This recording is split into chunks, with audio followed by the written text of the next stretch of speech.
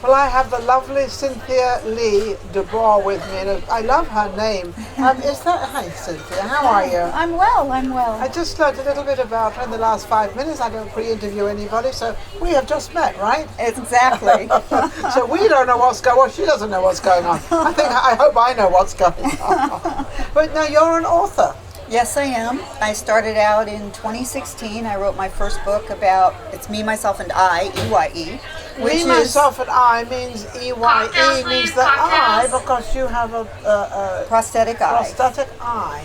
Yes, and the books are done in large print, and they are about the realities of living with a prosthetic eye. So I share. How long have you had a prosthetic eye? I was born with glaucoma, and I finally lost my left eye when I was 17, and I'm 59, so many years. A few years. You've learned, obviously learned to live with it, and you've done it extremely well. Yeah, well, that book is really about the blending and acceptance of me, the physical body, myself, the emotional mind, and the prosthesis into a complete and healthy being.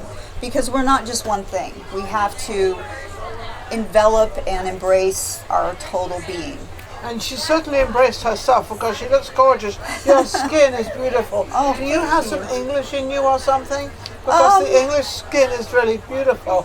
A little Hungarian, a little French, and Heinz 57, a little bit of everything else. So you decided that what you wanted to do, you wanted to actually let everybody out there know how you can live with one eye. Because it's actually one eye that you have to do everything with. So, you can go around trying to sort of see with one eye, which is very, for us, would be awkward. For you, it's life. Well, and there's a lot behind it. I mean, this book came about, I've written my entire life, but I always wrote it in somebody else's story. But then I was in my ocularist office, and for those who don't know, that's a medical artist or someone who creates prosthetic eyes. And there was a woman out front, and she was miserable. She'd lost her eye to glaucoma, and she did not want to be there. I mean, any place but there. Arms and legs were crossed, her head was down, she was just miserable. And she was like this all the time? Well, she was there to get fitted for a new eye, and she was beyond miserable. And so... Was that because she didn't want the eye, or she didn't want the procedure, or she didn't want to admit what was going on? I think she was actually dealing with grief because it is a loss, no matter what people say. Whichever way you look at it, yes. Exactly. And eyes are kind of a taboo because they are the windows to your soul. And everybody will talk about having every tooth in their head pulled, their surgery for this, their surgery for that, but the eyes are kind of off limit. I'm looking at your eyes, and I would never know that. Exactly. And there's tricks to that. And that's what I share in the book. What are the tricks?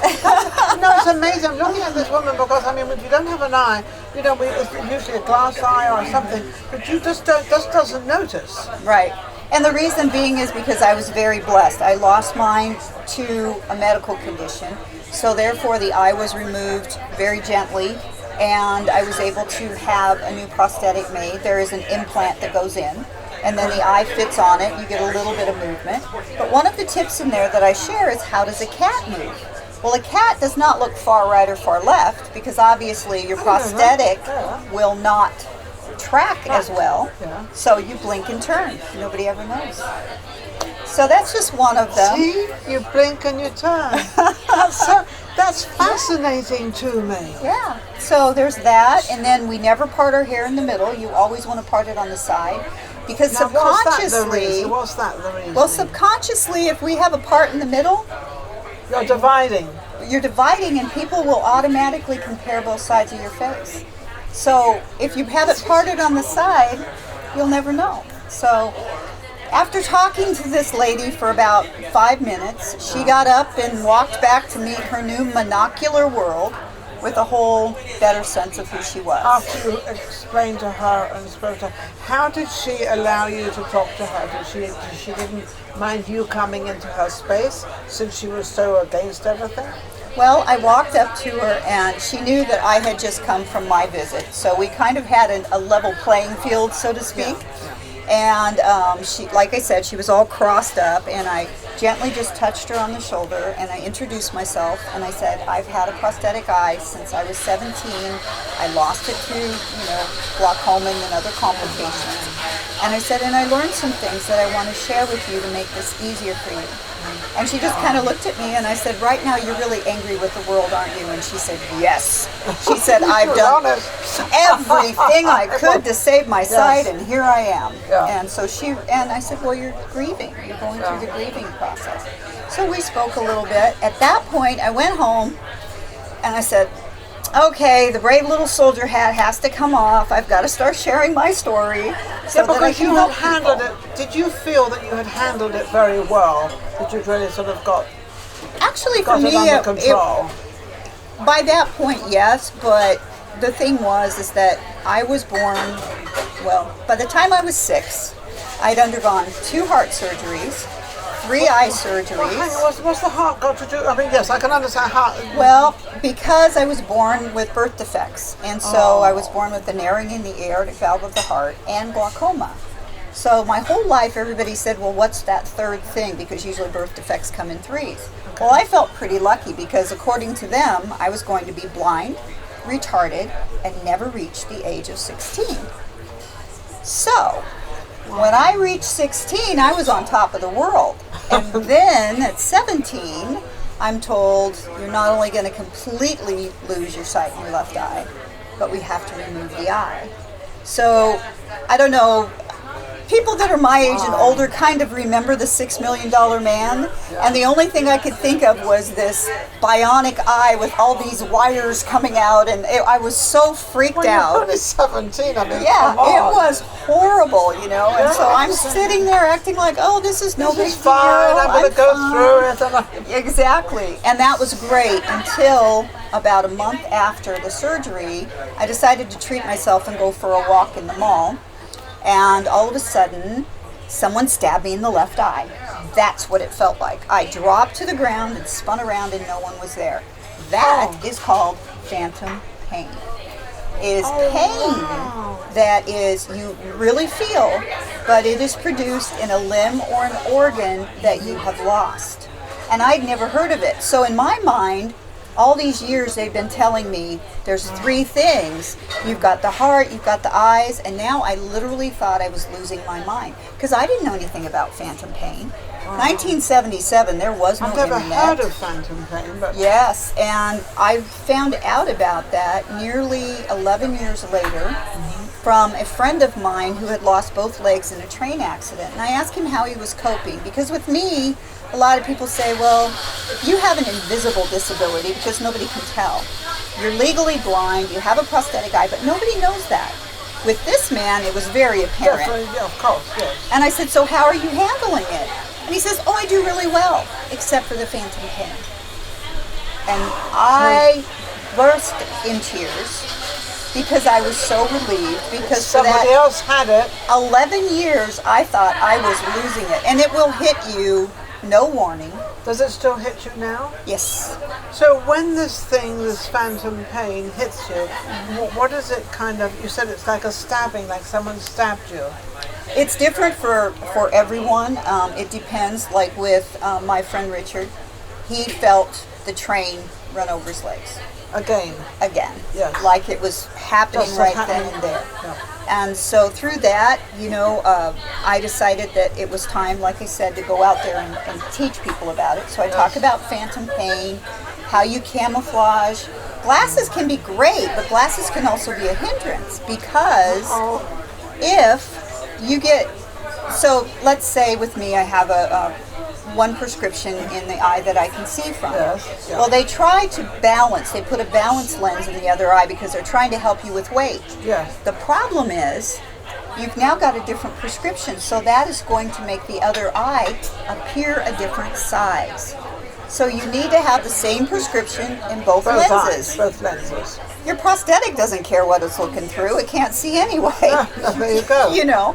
So I share all of that, and then I started doing talks and speaking with veterans and so in different. And how many people do you think you've helped in this arena? Because this is something that you really don't hear many people talking about or even concerned about. But you've sort of made a point of it, of to sort of let people know that, you know, it's okay. Well, it's amazing, and a lot of people don't realize, but even in 2010, 14% of our population was blind. So having some kind of eye issue, and that's why the advocacy about going out and getting the information out there was so important to me. When I wrote this book, I ended up sending out 179 copies to ocularists all over the country because I wanted them to have it so that they could give it to their patients.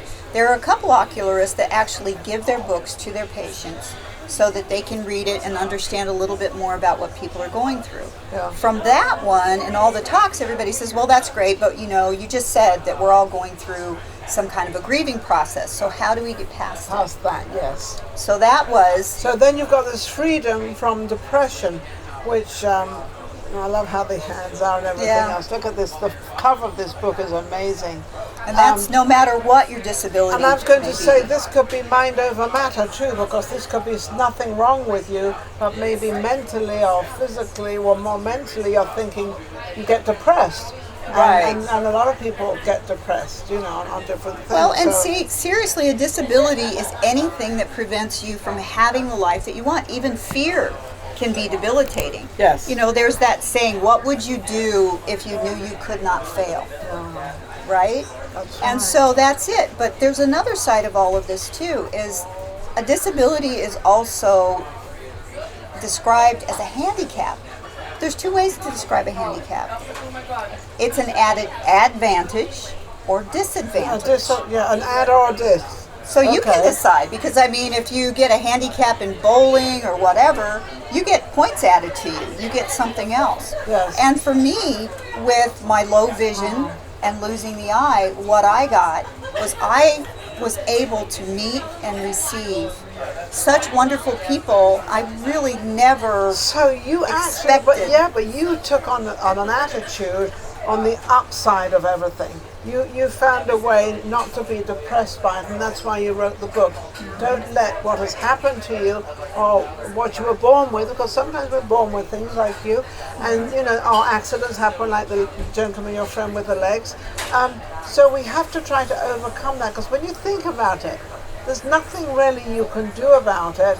You can be either very miserable and go into a place where it's certainly not desirable, or you can say, okay, I've got what I've got, now let's deal with it.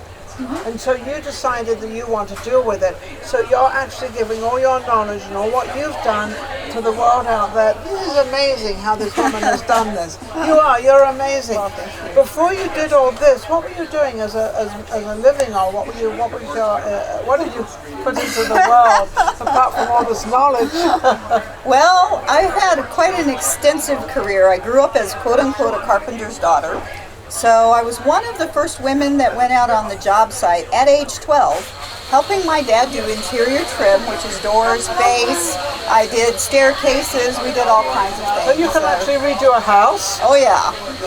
So, and you know, I have to hold everything this close, but I can still do it. But that doesn't matter. It doesn't matter how you did it. It doesn't. You found a way. Exactly. So I was a realtor for a while. I have been a bookkeeper. I ran my own business. Bookkeeper. When you think of a bookkeeper is a lot of figures, a lot of stuff, and you went for that just with the one eye. I mean, as much as you might say she has two eyes, you work with one eye since you were 17. Well, since you were born, actually. Right, because I was always legally blind with my left eye because of complications So of surgery. what I'm getting at is that there's nothing out there you can't do unless you decide in your mind you're not going to do it. That's it. And for me, having a disability doesn't make you less of a person. It makes you more of a human being. Yes. Because that's it. And the other thing is we're not on this journey alone. And it's just so frustrating to me, because if somebody will get a new job, they don't mind going to a different school, learning about it. They don't mind updating their wardrobe, buying a different vehicle and all of that. But all of a sudden they're in a wheelchair and they're going, well, I can't do anything.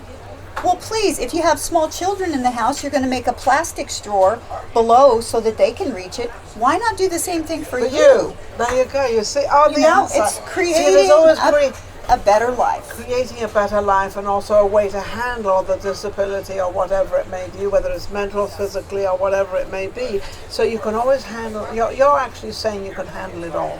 You really can, and you know, it's trying to figure out that, okay, I'm here.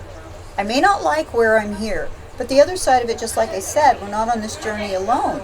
We might be We feel the we're alone. example to Oh, yes. someone else. Our plight may be actually helping someone Somebody else else. get through what they need to get through. Yes. We did a thing many, many years ago where everybody put their 3 worst problems in a hat, and we passed it around the room, and we pulled out somebody else's 3 worst problems.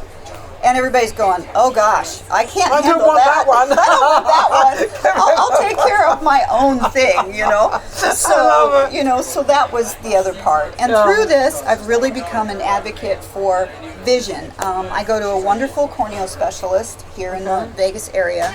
And 2 years ago, he asked me if I had any bungee cords in my house. Oh yeah, I forgot about these things. So what's a Okay, bungee? What is this a bungee? is a bungee cord. Yes. Now, what people would do is they would connect it on the roof of their car and they'd pull it over to secure their luggage. Correct. This would come back and hit them.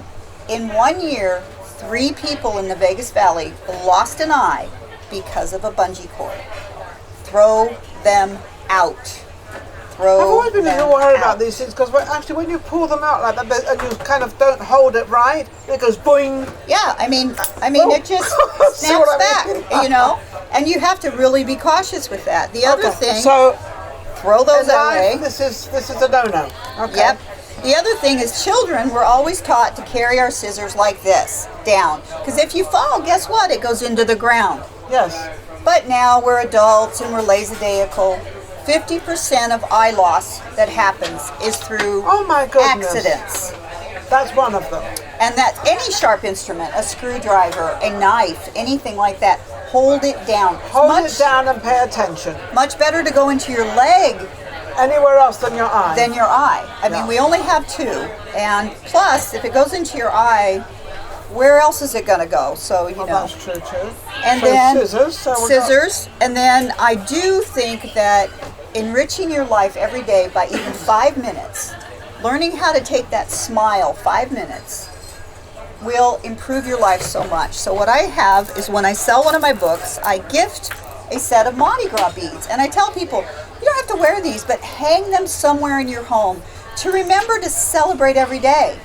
Because really, what's the I alternative? do. I have a couple of these in my home. And they also, it is, well, not from Mardi Gras, but it is from New Orleans. I think it would be Mardi Gras. And I just have them hanging there. And it's funny, you're absolutely right, because also a friend of mine brought me a little mask, and I have it hanging on one of my lights.